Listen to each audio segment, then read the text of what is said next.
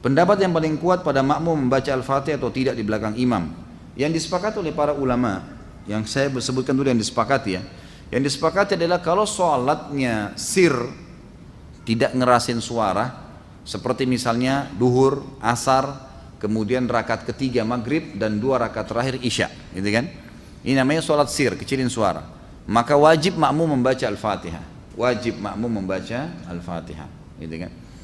Kecuali dalam keadaan ini khilaf ulama, bagaimana kalau dia baru membaca Ar-Rahmanir Rahim, Maliki Yaumiddin, imamnya Allahu Akbar ruku. Apa yang dia harus lakukan? Jumhur ulama mengatakan ikuti imam. Karena dia sudah berijtihad, dia sudah baca, gitu kan?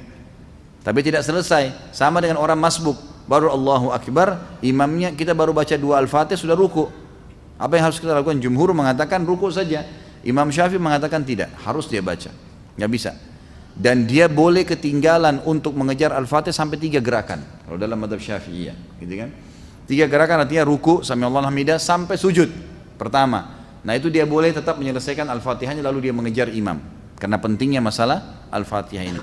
Tapi kalau sholatnya jahar, ngerasin suara, subuh 2 rakaat pertama maghrib, gitu kan, 2 rakaat pertama isya, maka ini hukumnya jumhur mengatakan tidak ada bacaan bagi makmum kecuali imam memberikan jeda waktu. Beranjak daripada hadis yang sahih bahwasanya Nabi SAW pernah mengatakan waladdallin amin, lalu tiba-tiba sahabat di belakang berlumba-lumba baca Al-Fatihah. Jadi ada suara bergemuruh gitu, sehingga bacaan Nabi SAW, Nabi sendiri terganggu SAW, dan makmum juga tidak konsentrasi dengar bacaan ayatnya beliau. Beliau begitu salam lalu beliau mengatakan mali unazi', kenapa tadi saya diganggu dengan bacaan kalian? Kata perawi hadisnya kalau saya tidak salah Abdullah bin Umar radhiyallahu anhu berkata, mulai semenjak itu saya tidak pernah lagi membaca Al-Fatihah di belakang Nabi SAW kalau sholatnya jahar, kalau sholatnya ngerasin suara gitu. Ulama-ulama seperti Imam Syafi'i rahimahullah melihat bahwasanya orang yang membaca Al-Fatihah baik sholatnya jahar, kerasin suara atau sir, itu wajib. Beranjak daripada hadis Nabi SAW yang berbunyi tidak ada sholat bagi orang yang tidak membaca Al-Fatihah.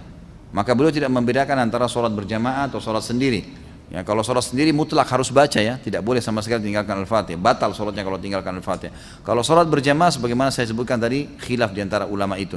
Imam Syafi'i semuanya, mau sholatnya jahar atau sir, semuanya harus membaca Al-Fatihah.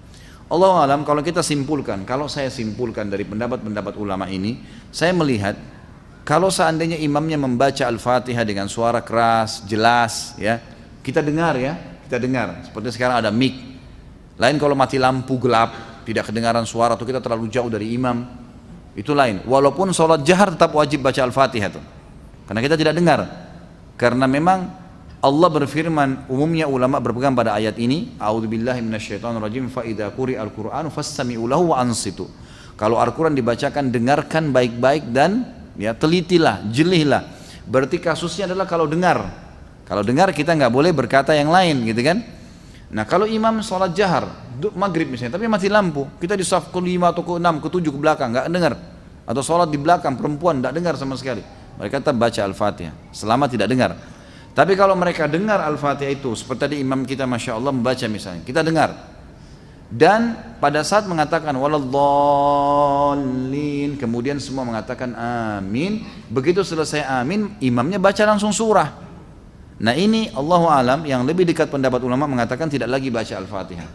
Kembali kepada hadis, ya, bacaan imam adalah bacaan makmum. Itu sudah ada hadis yang menjelaskan masalah itu. Tapi kalau imamnya jeli dan dia lebih faham masalah fikih menjadi imam, adalah setelah waladdallin amin, imamnya diam jeda 7 ayat Al-Fatihah. Maka pada saat itu makmum silakan baca, gitu kan? Dia membacanya. Jadi ini tinggal tergantung bagaimana kondisi imam memberikan dia kesempatan. Allahu a'lam.